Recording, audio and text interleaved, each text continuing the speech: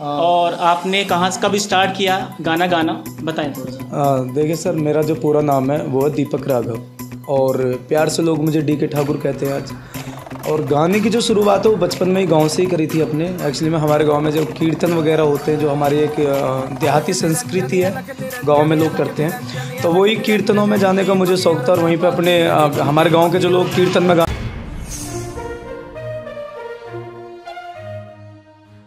उत्तर प्रदेश राज्य के बुलंदशहर जिले में छोटा सा गांव है, कस्बा खानपुर के पास रहमतपुर ओगना। इस गांव का नाम आज सभी जानते हैं। गांव के फेमस होने का कारण है डी के ठाकुर, जो देहाती गाने नए अंदाज से गाते हैं। आज बेबाक आवाज़ टीवी उनके गांव पहुंचा और उनसे बातचीत की। देखिए बबलू खान की यह रिपोर्ट। बेबाक आवाज़ टीवी। आज मैं जिस शख्सियत से आपको मिलाने आया हूँ वो किसी इंट्रोडक्शन के मोहताज नहीं है। दीपक ठाकुर नाम है, प्यार से उन्हें डी के ठाकुर बोला जाता है। जितनी भी सोशल साइट्स हैं सब पे फेमस हैं। हर महीने नया गाना लॉन्च होता है और व्यूवर्स मिलियंस में होते हैं। फ़िलहाल मैं बैठा हूँ उत्तर प्रदेश राज्य के बुलंदशहर ज़िले के गांव रहमतपुर ओगना में। जानेंगे डी के ठाकुर साहब से उनकी इनिशियल लाइफ के बारे में, वो यहाँ तक कैसे पहुँचे, किस तरह से परिवार का सहयोग रहा, यहाँ तक पहुँचने में किन परेशानियों का सामना करना पड़ा। ये शौक़ था या ज़रूरत थी जो ये गायन में आए। सर थोड़ा सा बताइए अपने बारे में, आपका पूरा नाम और आपने कहाँ कब स्टार्ट किया गाना गाना, बताएं थोड़ा सा। देखिए सर, मेरा जो पूरा नाम है वो है दीपक राघव और प्यार से लोग मुझे डी के ठाकुर कहते हैं आज। और गाने की जो शुरुआत है वो बचपन में ही गांव से ही करी थी अपने। एक्चुअली में हमारे गांव में जो कीर्तन वगैरह होते हैं, जो हमारी एक देहाती संस्कृति है, गांव में लोग करते हैं, तो वही कीर्तनों में जाने का मुझे शौक था। और वहीं पे अपने हमारे गांव के जो लोग कीर्तन में गाना वगैरह गाते थे उनके साथ बैठ के गाने का शौक था और वहीं से मुझे ये शौक पड़ गया। यानी कि टैलेंट जो था बचपन से था। हाँ, इसको निखारने की ज़रूरत थी, जो आपने बड़े होके वो निखार दिया। हाँ, मेरा एक एम था कि भाई जो भी कुदरत ने मुझे आवाज़ दिया, कुदरत ने कोई अगर मुझे टैलेंट दिया है तो वो पब्लिक के बीच में आए, इसलिए उसके लाने के लिए मैंने मेहनत भी काफ़ी करी है। तो चले गए और सन 2000 में हमारे पिताजी यहाँ से जा चुके थे फरीदाबाद में, वो एक सर्विस करते हैं। फिर कुछ घटनाएं घटी जिसकी वजह से हम भी 2005 में वापस पापा के साथ फरीदाबाद चले गए थे। 2020 में 2016 में 17 में गानों की शुरुआत करी, यूट्यूब पे चैनल बनाया, लोगों का प्यार मिलने लगा। तो फिर थोड़ा घर से बाहर निकलने में शहर में प्रॉब्लम होती थी, तो अभी अपने गाँव से ही शुरुआत करी थी मैंने गानों की। और बस ये ऊपर वाले से कि मैं आखिर दम तक अपने गांव में ही रहूं और इस मिट्टी में ही अपनी आवाज़ को दफन करूं। गांव में आने के दो फायदे हो गए जी। एक तो आपके जो जन्मभूमि थी आप वहाँ वापस आ गए, दूसरा यहाँ पे आपको प्यार ज़्यादा मिला, तीसरा ये कि जो आपका गांव का नाम था दूर दूर तक पहुँच गया। आप फरीदाबाद में रहते हैं, वहीं का नाम फेमस होता, शायद इस गाँव को लोग इतना ना पहचान पाते। देखो, इस गाँव में जन्म लिया है, इस गाँव में बचपन में खेले हैं, इस गाँव में यादें जुड़ी हुई हैं और हर आदमी अपने गांव का या अपने क्षेत्र का नाम करना चाहता है। तो मुझे ये टैलेंट इस मिट्टी से मिला है, मेरे बुलंदशहर की मिट्टी ने मुझे ये प्यार दिया है। तो मैं यही चाहता हूँ कि मेरे बुलंदशहर का नाम, मेरे उत्तर प्रदेश का नाम, मेरे गांव का नाम पूरी दुनिया में लोग जाने। ठीक है भाई, बहुत सारे लोग हैं जो अपना गांव छोड़ जाते हैं, कस्बा छोड़ जाते हैं, वहीं ये होकर रह जाते हैं। ये आपने बहुत अच्छी पहल की कि आपने गांव का नाम रोशन हो, ज़िले का नाम रोशन हो, वापस आए और गांव से ही आपने स्टार्ट किया। ये सबसे अच्छा स्टेप मुझे आपका पर्सनली लगा और लोगों को भी ये लगता होगा। बिल्कुल देखिए, लोगों का क्या है कि लोगों की तो अलग अलग राय होती है। कोई बोलते हैं कि भाई शहर में रहोगे तो पब्लिक में कम मिला करो। ये अपना ये रूम है और यहाँ पे ओपन पड़ा रहता है, दिन में आए रात में आए, आप मेरे अड़ोस पड़ोस के लोगों से बात करें, उनसे पूछ सकते हो कि यहाँ पे 24 घंटे लड़कों का तांता लगा रहता है, मिलने वालों को फ़ोटो वगैरह। और मुझे भी अच्छा लगता है कि जिस मिट्टी ने मुझे पहचान दी है, आज मैं उस मिट्टी की पहचान पूरे देश में फैला रहा हूँ। बहुत अच्छी बात मुझे आपकी लग रही है कि आप गाँव से जुड़े हुए हैं और गाँव को छोड़ने का मन नहीं है आपका, बहुत अच्छी बात है। और इस आपके साथ साथ और लोगों को भी इसमें प्रोत्साहन मिलेगा, मोटिवेशन मिलेगा कि आप इस तरह से कर सकते हैं, गांव से निकल के तो बाकी लोग भी कर सकते हैं। देखिए, मैं तो एक ही बात कहूँगा लोगों से कि जिस चीज़ से आपको पहचान मिली या आप लोग जहाँ से हो या जिन लोगों की वजह से आप लोग कामयाब हो रहे हो, तो कभी उन चीज़ों को मत भूलना। लाइफ में सब कुछ भूल जाना, लेकिन मुसीबत के टाइम या जिन लोगों ने आपको पहचान दिया, बस उन लोगों को मत भूलना कभी भी। तो थोड़ा पर्सनल लाइफ के बारे में हम जान सकते हैं आपसे? बिल्कुल। आप मैरिड हैं और कितने आपके बच्चे हैं? कब शादी हुई थी? मेरी शादी हो रखी है और 2017 में मेरी शादी हुई थी और मेरी 2 बेटियां हैं। बड़ी बेटी का नाम है दिव्यांशी राघव, छोटी बेटी प्रियांशी राघव। बहुत अच्छी बात है, आप सिंगर के साथ साथ फैमिली मैन भी हैं और उन चीज़ों को भी अच्छे से निभा रहे हैं। और थोड़ा सा आप पीछे दिखाएं, आप देख सकते हैं यहाँ पे गिनती में नहीं आ रही, इतनी शील्ड, इतने पुरस्कार इनके पास में हैं और लोगों का प्यार ही है कि इनको हर प्रोग्राम में जो भी क्षेत्र में होते हैं इनको याद किया जाता है। डीके ठाकुर जी, एक बात और जानना चाहेंगे आपसे हम जी कि मैंने कुछ जगह देखा है आपको चुनाव के टाइम पे या अदर टाइम पे भी, क्या थोड़ा राजनीति में आने का भी प्लान है आपका आगे? देखिए, राजनीति से मेरा कोई लेना देना नहीं है और ना मैं इसमें आना चाहता। मैं कलाकार हूँ और कलाकारी बन के रहना चाहता हूँ। देखो, ऐसा है, जो मुझे पब्लिक ने बनाया है और भविष्य का किसी का कोई पता नहीं होता कि लाइफ का कौन सा मोमेंट इंसान को कहाँ पे लाके खड़ा कर दे। बट अभी मेरा कोई दूर दूर तक कोई प्लान नहीं है राजनीति। हमने बहुत सारे कैंपेन में देखा है कि आपको किसी प्रत्याशी के लिए वोट मांगते हुए, उसका कैंपेन करते हुए। देखिए, उसमें तो ये है कि जो प्रत्याशी जिसको मैं अपने क्षेत्र की बात लेके चलूँ तो मैं जिनको खुद वोट देना चाहता हूँ और जिनका लगता है कि हाँ, ये सरकार या ये कैंडिडेट हमारे समाज के लिए या हमारे हिंदुस्तान के लिए या हमारे एरिया के लिए ठीक है, तो उसके लिए आवाज़ उठानी भी चाहिए और उनका साथ देना भी चाहिए। तो मैं भी यही काम करता हूँ। अगर आगे आपको चांस मिलेगा कभी राजनीति में आने का, तो आएंगे या बिल्कुल नहीं आएंगे? देखिए, मैं ना तो ये कह सकता कि मैं आऊँगा, ना मैं ये कह सकता कि मैं बिल्कुल नहीं आऊँगा। ये पब्लिक के ऊपर है कि पब्लिक जो मुझे, देखो, मैं एक पब्लिक सर्वेंट हूँ आज और पब्लिक के कहने पे ही मैं सारी चीज़ें कर रहा हूँ। अब मेरी खुद की लाइफ मेरी अपनी नहीं है, तो ये तो भविष्य में आने वाली टाइम और जनता तय करेगी कि क्या होगा। अभी फ़िलहाल तो इस पर मैं कुछ बोल ही नहीं सकता। यानी कि जनता का मूड तय करेगा और जनता आपके साथ खड़ी होगी तो आप ज़रूर चुनाव में आएंगे और लोगों की सेवा करने का मौका मिलेगा, वो सेवा करेंगे बिल्कुल आप। देखिए, आज मैं गानों के जरिए अपने समाज की सेवा कर रहा हूँ और इस देहाती संस्कृति को आगे बढ़ा रहा हूँ और हर इंसान को सेवा करनी चाहिए, चाहे वो किसी भी पर्पज़ से सेवा करे, किसी भी तरीके से सेवा करें। तो जो इंसान देश सेवा या समाज सेवा करता है, समाज और इतिहास उसी को याद रखता है। तो मैं तो यही कहूँगा कि जो मेरे समाज के लोग, मेरे क्षेत्र के लोग मुझे बोलेंगे, मैं आगे चल के वो ज़रूर करूँगा।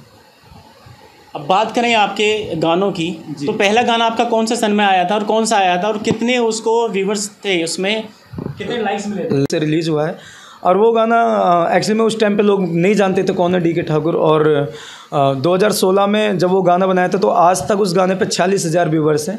उसके बाद में मैंने 2017 में अपना खुद का चैनल क्रिएट किया और आज मेरे लगभग मोस्टली सारे गाने मिलियनों में। ये आपके चैनल का नाम थोड़ा सा दिखाएंगे उधर? यही नाम है ना आपके चैनल का, डीके ठाकुर एंटरटेनमेंट? ये मेरे यूट्यूब चैनल का नाम है डीके ठाकुर। जो ऊपर मेरा लोगो बना हुआ है जो मेरे गानों पे आता है। जी, आ जाइए। अब तक टोटल कितने गाने आप गा चुके? मैं करीब अपने खुद के इस यूट्यूब चैनल डीके ठाकुर पे मैं 40 से 45 के बीच में गाने ला चुका हूँ। तो आपके जो गाने हैं सारे प्लेटफॉर्म पे उपलब्ध हैं? हाँ, मेरे गाने आप किसी भी वेबसाइट पे सुन सकते हो, जियो पे, सागा पे, रागा पे, आईट्यून, एप्पल, सब चीज़ पे मेरे गाने मिलेंगे आपको। तो आप में प्रतिभा थी, आप आगे बढ़ गए जी। बहुत सारे बच्चे ऐसे होंगे गांव में जिनमें प्रतिभा है, जिनमें टैलेंट है, तो आप उनको साथ लेके चलते हैं? हाँ, मेरे गांव में काफ़ी लड़के हैं जो अभी यूट्यूब के प्लेटफॉर्म पे आ रहे हैं और आप किसी से भी पता कर सकते हो। मेरे पास में, ये तो मेरा गांव है तो गांव के लिए तो मैं ऑलमोस्ट करूँगा ही करूँगा भाई, सारे गांव के मेरे अपने ही हैं। लेकिन अगर मेरे पास में कोई भी आता है तो मैं, कोई भी कहता है भाई हमारे यूट्यूब चैनल है उसके लिए सपोर्टिंग वीडियो बना दो या लिंक शेयर कर दो, तो मैं ज़्यादातर करता हूँ। और ज़्यादातर नहीं, मोस्टली करता हूँ मैं। जैसे खानपुर भी घूमने जाता हूँ, वहाँ पे भी कोई मिल जाता है, भैया हमारी कोई रील बना दो या स्टोरी लगा दो या फोटो, तो मैं कभी किसी से मना नहीं करता। सबको सपोर्ट। एक बात और डीके जी, इनिशियली टाइम जो था आपका 2016 के आसपास का, जब आपने पहला गाना लॉन्च किया था, क्या परेशानियाँ आई थी? परेशानियाँ तो देखो, जब आदमी कोई भी अच्छाई का काम करता है तो रुकावटें तो बीच में आती हैं। मैं आपको बताऊँ 2011 से जॉब कर रहा हूँ मैं, और 2011 से जॉब, जब मैंने 2016 में पहला गाना बनाया था उस टाइम पे मैं जॉब करता था। और किस फील्ड में थी आप? जॉब उस टाइम पे मैं सेक्टर 28 मेट्रो स्टेशन के पास में फरीदाबाद में एक साई एक्सपोर्ट कंपनी है, मैं उसी में जॉब करता था। और उसमें जॉब करने के बाद में ये कि देखो हर फैमिली चाहते कि बच्चा हमारे या तो पढ़े या फिर अच्छी जॉब करे। घर वालों की नज़र में थोड़ा सा उनको समझ में नहीं आया होगा कि आप किस फील्ड में जाना चाह रहे हैं। तो 2000 करीब 2 साल मेरी फैमिली ने बिल्कुल सपोर्ट नहीं करा। 2017 में मेरा एक गाना वायरल हुआ था, मत चले गजब की चाल छोरी ठाकुर को ले जाएगा। तो ये गाना बहुत ज़्यादा पॉपुलर हुआ हमारे हिंदुस्तान में। उसके बाद में मेरा पहला इंटरव्यू, आप सामने दीवार पर मैंने अपना इंटरव्यू की एक कटिंग लगा रखी है आज भी, वो ऊपर लगी हुई है। तो ये सबसे पहली कटिंग आई थी मेरी अखबार में, दैनिक जागरण में। काफ़ी अखबारों में अभी मेरी कटिंग आ रखी है, लेकिन जो सबसे पहली कटिंग आई थी वो ये थी। याद आपने संभाल के रखी होगी। हाँ, पहली अखबार की न्यूज़ मैंने पहला मौका। हाँ, और इसी न्यूज़ को पढ़ने के बाद में मेरे घर वालों ने भी बोला कि ठीक है अब जो करना है। उसके बाद तो आपने पीछे मुड़ के कभी देखा नहीं, रोज़ हर रोज़ आपके पास मुझे लगता है इंटरव्यू आते होंगे, फ़ोन आते। मीडिया हमेशा सपोर्ट करती है मुझे। आप मेरे इंटरव्यू आप कहीं भी उठा के देख सकते हो अखबारों में।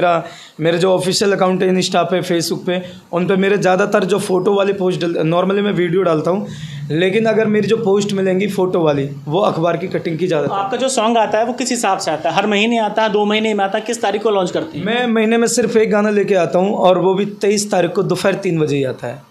ये कब से प्रोसेस चल रहा है कि हर महीने गाना 23 तारीख को ही आएगा? पिछले 2 साल से कंटिन्यू, जब से मैं अपने गांव में आया हूं, जब से मैंने 23 तारीख और 3 बजे का टाइम फिक्स कर रखा है। 23 तारीख को 3 बजे ही गाना आएगा और हर महीने आएगा। लोगों को याद भी रहता होगा आसानी से कि इस दिन डीके भाई का गाना आएगा और उस दिन हम देख सकते हैं। ये लोगों को आसानी के लिए कि लोगों को ना कन्फ्यूजन ना हो, गाना आज आ रहा है या गाना कल आ रहा है। तो ये एक फिक्स टाइमिंग और फिक्स डेट है कि डीके का गाना है तो 23 को 3 बजे ही आएगा। अच्छा, दूसरी बात हम आपसे जानना चाहेंगे, जैसे आजकल सोशल प्लेटफॉर्म का टाइम है, अगर सोशल प्लेटफॉर्म नहीं होता तो क्या आप इतना ऊपर पहुंच पाते इतनी जल्दी? मुझे नहीं लगता। सोशल मीडिया आज की डेट में बहुत बड़ी चीज़ है। और देखो ये तो किस्मत है, जो आदमी जिस फील्ड में मेहनत करता है, आज नहीं तो कल, कल नहीं तो परसों उसे कामयाबी मिलती है। लेकिन ये मैं कह सकता हूँ कि मुझे बहुत ज़्यादा आसानी हुई है सोशल मीडिया के ज़रिए। क्योंकि आए दिन हम देखते हैं ना कि बॉलीवुड में नेपोटिज्म का एक स्लोगन लगा हुआ है, एक ठप्पा लगा हुआ है, जो कि है वहाँ पे। तो इतनी जल्दी जो बाहर से कलाकार आते हैं उनको फेम नहीं मिल पाता। हाँ। सोशल प्लेटफॉर्म ने बहुत आसान कर दिया टैलेंट को उभारने के लिए। देखिए, जो हमारे जैसे छोटे कलाकार हैं या हमारे जैसे नॉर्मल लोग अपनी प्रतिभाओं को आगे ला रहे हैं, तो उसके लिए तो ये लगा लो कि ये यूट्यूब, फेसबुक, इंस्टा, ये सबसे बड़े प्लेटफॉर्म है। बॉलीवुड हमें जल्दी से मौका नहीं देगा, कोई बड़ी पिक्चर वाला या कोई बड़ा प्रोडक्शन हाउस हमें मौका नहीं देगा। तो हम अपना छोटी छोटी क्लिपों से अपनी सोशल मीडिया के जरिए लोगों तक अपनी आवाज़ को या अपनी टैलेंट को पहुँचाता है और लोगों का प्यार भी मिलता है। आप जैसे बहुत हज़ारों में हैं हिंदुस्तानी जो आगे बढ़ गए हैं सोशल प्लेटफॉर्म की वजह से, जिनमें टैलेंट था। अगर ये सोशल प्लेटफॉर्म ना होता तो बॉलीवुड शायद इतनी जल्दी मौका नहीं दे पाता। बिल्कुल सोलाना सच बात है। क्योंकि वहाँ वही गॉडफादर वाली कहानी चलती है, जिसका गॉडफादर होता है उसको मौका मिलता है, नहीं होता उसको मौका जल्दी से नहीं मिलता। ये देखिए, बॉलीवुड ने तो आप जानते हो कि पूरा कब्जा कर रखा है कि उन पापा, बाबा, दादा, पोते, नाना, भतीजे, ये वो उनके वही चलते हैं। लेकिन सोशल मीडिया आज इतना बड़ा प्लेटफॉर्म बन चुका है कि सोशल मीडिया वालों को आज बॉलीवुड वाले खुद बोलते हैं कि भाई हमारे मूवी की प्रमोशन कर दो या हमारे किसी गाने का प्रमोशन कर दो। और ये जनता का और सोशल मीडिया का तो सबसे बड़ा धन्यवाद करूंगा मैं कि इन लोगों ने हम जैसे छोटे कलाकारों को भी आज इतना प्यार और सम्मान दिया है। क्या लगता है आपको, लोकल का सपोर्ट तो भरपूर मिलता है सोशल प्लेटफॉर्म में आने के बाद में, उसी से बंदा जल्दी सफल भी होता है? लोकल का तो ये लगा लो कि मैं आपको इतना बताऊँ कि मैं लोकल में आया ही फरीदाबाद हरियाणा में रहता, तो शायद मुझे ये फेम नहीं मिल पाता था। मेरे लोकल में कोई ऐसा नहीं है कि कोई कम्युनिटी बेस हो या कोई जात बरादरी या कोई धर्म अधर्म वाला, ऐसा कुछ नहीं है। मुझे यहाँ पे लोकल में सभी जातियों के, सभी धर्मों के लोगों का प्यार मिलता है और इसीलिए मुझे बड़ा गर्व भी होता है। आप यकीन करना, मैं खानपुर में अकेला डोलता हूँ और कभी भी पैंट शर्ट में नहीं डोलता, हाफ नेकर, टी शर्ट, लोवर में, चप्पलों में। वो यही कारण है कि यहाँ के लोकल बंदों का बहुत प्यार मिलता है और बहुत सम्मान भी देते हैं लोग। बिल्कुल, लोकल्स को टैलेंट निकलता है तो लोग सम्मान देते हैं उसको, और बहुत ज़्यादा सम्मान देते हैं। हमने देखा भी है, आप जहाँ भी शादी में जाते हैं तो आपके पीछे वहाँ एक वीडियो मैंने देखा था कि आप एक शादी में गए थे, सेल्फी लेने वालों की भीड़ लग गई थी और वहाँ से आपको बहुत तेज़ निकलना पड़ा था, ये कहीं भागना पड़ा था उनसे बचने के लिए। वो एक्चुअली में जो वीडियो वायरल हुई थी वो अलीगढ़ की वीडियो थी और वो मेरी मौसी की लड़की की शादी थी। और मैं जब उस शादी में पहुंचा तो उन लोगों ने क्या था कि एक रूम में मेरे लिए खाना पीना अलग से कर रखा था, बट वहाँ पे जब खाना खाने के लिए बैठे तो वहाँ पे वेटरों के साथ में पब्लिक घुस गई। अब उधर से खाना नहीं खाने, उधर से फिर उन लोगों ने बोला कि आप एक काम करो, जो सिस्टर थी हमारी जिसकी शादी थी, कि वो भी बोल रही थी कि भैया से मिलना है, आप बोले कि आपको ना जब थोड़ी क्राउड कम हो जाएगा तो आप जब खाना आराम से खाना उनसे मिल लो। मैं उनके रूम में गया तो पब्लिक पीछे पीछे उनके रूम में भी आ गई। तो उसमें आखिर में यही हुआ कि मुझे फिर उन लोगों से मिलकर वहाँ से निकलना ही पड़ा, क्योंकि एक्चुअली मैं खाने की या मिलने की बात नहीं थी, बात ये थी कि वहाँ पे मेरी वजह से डिस्टर्बेंस ज़्यादा हो रही थी, ज़्यादा हो रहा था। कोई घटना भी हो सकती थी, 100 तरह की बातें होती हैं, हो सकता है सिक्योरिटी उतनी नहीं होती। शादियों में लड़की वाले भी लड़के वाले भी और रिश्तेदार ज़्यादातर आप जानते हो, तो थोड़ा इसीलिए डर लगता है कि भाई मान लो किसी को ये बुरा न लगे भाई हमारा रिश्तेदार नहीं मिलने दिया या हमको नहीं मिलने दिया, तो इससे अच्छा है कि जिनसे मिलना था मिल लिया अपना। भीड़ को समझाना थोड़ा मुश्किल भी हो जाता है। देखिए भीड़ में ऐसा होता है कि भीड़ से तो हम कुछ कह ही नहीं सकते, ये तो लोगों का प्यार है, लेकिन मैं तो ऑडियंस से भी यही कहूँगा कि भाई थोड़ा सा समय के अनुसार ऑडियंस को भी थोड़ा सा देखना चाहिए कि एक्चुअली में क्या होता है कि मेरी सिस्टर काफ़ी टाइम बाद में उनसे मिला था और मैं उनसे सही से मिल भी नहीं पाया, तो ऑडियंस हम कुछ नहीं कह सकते क्योंकि ये ऑडियंस का ही प्यार है और ऑडियंस नहीं बनाया तो। और मैं तो बड़ा किस्मत वाला मानता हूँ अपने आप को कि पब्लिक मुझे इतना प्यार भी देती है। अभी हम खानपुर से चले थे आपके गाँव के लिए जी, थोड़ा सा हम मुद्दे से हट के बात करेंगे, लेकिन कहीं ना कहीं क्षेत्र की बात है ये। जी, आपका इतना नाम है क्षेत्र में, जी, ऊपर वाले का करम है और ऐसा ही बना रहे। थोड़ा सा जो रोड की हालत थी बहुत खस्ता थी, आपके लिंक्स अच्छे हैं, आपका नाम है, क्या इस चीज़ में सुधार होगा? गांव वालों को या बाकी क्षेत्र वालों को फ़ायदा मिलेगा? ये मैं आपको बताऊं कि रोड पे अभी आप जब आप आए होगे मेरे गांव में घुसने से 100 मीटर पहले आपने देखा हो पूरा रोड टूटा पड़ा है। ये थोड़ा सा टूटा हुआ है, हाँ, बाकी पीछे का ठीक है। तो पीछे का जो खराब है अभी अमरगढ़ की तरफ से काम चालू है।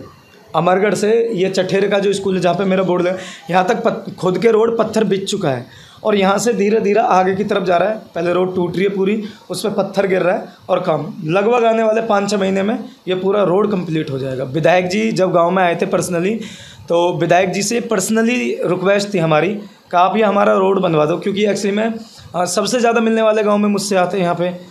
और तो फिर मुझे भी बड़ा अजीब सा लगता है कि यार लोग आते कहते भाई बड़े गंदे रोड हैं आपके इधर, छोटे रोड है, बहुत ज़्यादा काफ़ी बैकवर्ड एरिया में आप लोग रह रहे हो, तो वो चीज़ें चुभती। तो फिर विधायक जी से रिक्वेस्ट भी हुई थी। हमारे यहाँ से रिंकू राणा जी भी हैं जो कि जिला पंचायत के लिए खड़े हुए थे, और भी बहुत सारे लोग हैं जिनसे काफ़ी अच्छे संपर्क है, तो उन लोगों के जरिए हमारे प्रधान जी हैं गाँव से रिंकू तोमर, उनसे भी बोला चाचा जी इसको करवाओ। तो अभी रोड पर काम चल रहा है।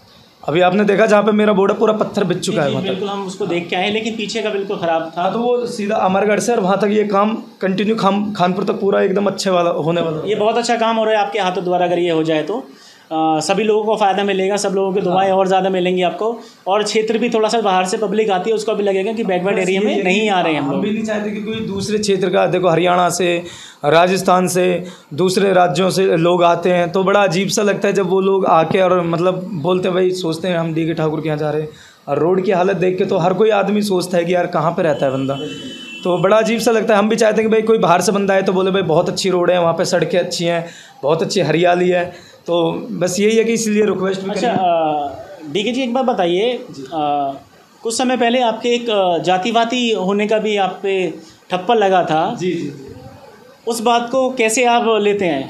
देखिए मैं तो एक बात कहता हूँ, जातिवाद कुछ नहीं होता। देखिए मैं आपको एक छोटी सी बात बताऊँ कि ना कोई जातिवाद है ना कोई धर्म है।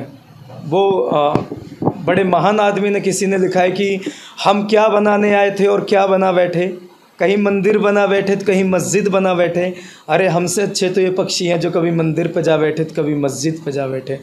तो मैं तो सब धर्मों को मानता हूँ, सब जातियों को मानता हूँ, लेकिन हाँ देखिए जिस समाज ने मुझे पहचान दी है, जिस समाज में मैंने जन्म लिया है, मैं अपने समाज के लिए काम कर रहा हूँ। कभी भी मेरा बयान किसी दूसरे जाति के लिए गलत नहीं देखा होगा, कभी मेरी कोई पोस्ट दूसरी जाति के लिए नहीं देखी होगी। मैं अपनी जाति के हित के लिए काम कर रहा हूँ, मैं अपने समाज के लिए काम कर रहा हूँ। उसके साथ साथ गलत नहीं बोला, किसी धर्म को गलत नहीं बोला, सभी जातियों में मेरा उठना बैठना है, सभी धर्मों में मेरा उठना बैठना है। अब जातिवाद लोग इसलिए बोलते हैं मुझे कि भाई मैं गाने बनाता हूँ, देखिए वो मेरा काम है, मेरे समाज ने मुझे वो एक काम सौंपा है, एक जिम्मेवारियाँ दी हैं, तो मैं अपनी जिम्मेवारी निभा रहा हूँ। अब लोग उसको किस रूप से देखते हैं वो लोगों को देखने का नज़रिया है। ये तो आपने बहुत अच्छी बात की, जिस कुल में आदमी पैदा होता है उससे प्रेम करना भी चाहिए और करता भी है।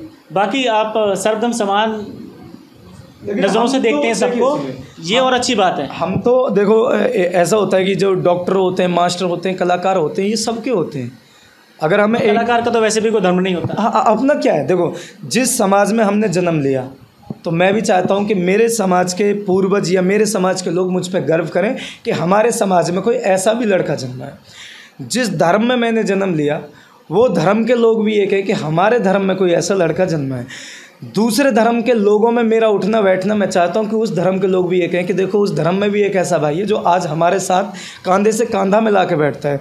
जिस देश में मैंने जन्म लिया उस देश के लोग और बाहर के लोग कहें कि भाई देखो एक ऐसा भी लड़का है कि जिसने हिंदुस्तान में जन्म लिया और आज ये कर्म कर रहा है। तो मेरा कोई ऊँच नीच नहीं, कोई भेदभाव नहीं। मेरा कभी भी आप सोशल अकाउंट, कोई भी इंटरव्यू, कोई भी अखबार की कटिंग या किसी भी बरादरी के किसी भी भाई से आप ये पूछ सकते हो कि कभी भी डी के ठाकुर ने जय राजपताना तो बोला होगा, लेकिन उसके साथ में कभी किसी जाति को गलत नहीं बोला होगा। अच्छी बात है, अपनी जाति की बढ़ाई करनी चाहिए, लेकिन दूसरे की जाति की बुराई नहीं करनी चाहिए। बहुत अच्छे विचार हैं वाकई में आपके।